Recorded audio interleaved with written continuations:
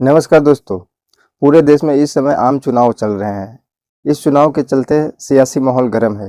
चौथी चरण का अब तक का चुनाव हो चुका है, जिसमें 543 लोकसभा सीट में 379 सीट पर वोट डल चुकी है। इन दिनों हर नेता की कड़ी परीक्षा चल रही है। सभी नेता चुनाव जीतने के लिए भरसक प्रयास कर रहे हैं। कई जगहों पर मुकाबला कड़ा नजर आ रहा है। 1 तारीख को 7वां चरण का चुनाव होगा। उसके बाद 4 तारीख को रिजल्ट आ जाएगी। डिसाइड हो जाएगा कि किसकी सरकार बनी और किसने किस सीट से जीती। पर क्या आपका मन में ऐसा कभी ख्याल आया है कि अगर 2 कैंडिडेट को बराबर वोट मिले तो उसका जीत का निर्णय फिर कैसे होगा? क्रिकेट के 2020 मैच में जब बराबर स्कोर होता है तो उसके बाद सुपर ओवर कराया जाता है, लेकिन वोट में क्या कराया जाता है? क्या आपने कभी सोचा है?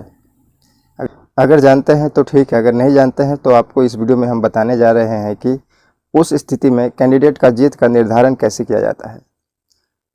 चुनाव में ऐसी संभावना रहती है कि 2 कैंडिडेट को बराबर वोट मिल सकते हैं। ऐसे में the representation of people act 1951 का सहारा लिया जाता है। इस एक्ट के सेक्शन 65 कहता है कि अलग अलग पदों के लिए मतगणना के दौरान अगर 2 कैंडिडेट को एक समान वोट मिल जाता है तो बराबर वोट मिलने पर एक लॉट सिस्टम का विकल्प किया जाएगा, जिसके बाद विजेता घोषित किया जाएगा। इस लॉट सिस्टम के तहत लॉटरी निकालने का अधिकार वहां पे मौजूद रिटर्निंग ऑफिसर के पास होता है। लॉटरी सिस्टम में जिन उम्मीदवारों का वोट बराबर मिलते हैं उसके नाम वाली पर्ची को एक बक्सा में रखा जाता है। फिर बक्सा को हिलाने के बाद रिटर्निंग ऑफिसर उनमें से एक पर्ची निकालता है। जिस भी उम्मीदवार का नाम का पर्ची निकल जाता है उसके नाम एक अतिरिक्त वोट मान लिया जाएगा।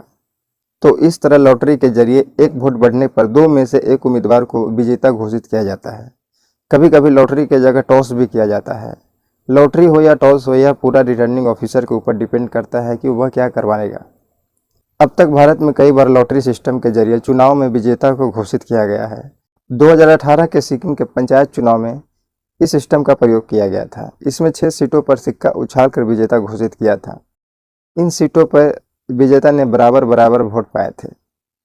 इसके अलावा हम लोग 2017 के फरवरी में बीएमसी का जो चुनाव हुआ था उसमें ऐसा एक मामला हुआ था, जहां भाजपा के उम्मीदवार अतुल शाह और शिवसेना के सुरेंद्र के बीच बराबर स्थिति थी। दोनों को बराबर वोट मिले थे। इस वोट में जीत को सुनिश्चित करने के लिए 2 बार और काउंटिंग की गई, लेकिन दोनों बार स्थिति बराबर ही थी। ऐसे में लॉटरी सिस्टम के जरिए अतुल शाह को विजेता घोषित किया गया।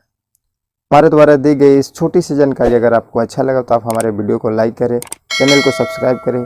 बहुत ही जल्द मिलते हैं अगले वीडियो के साथ। तब तक के लिए नमस्कार।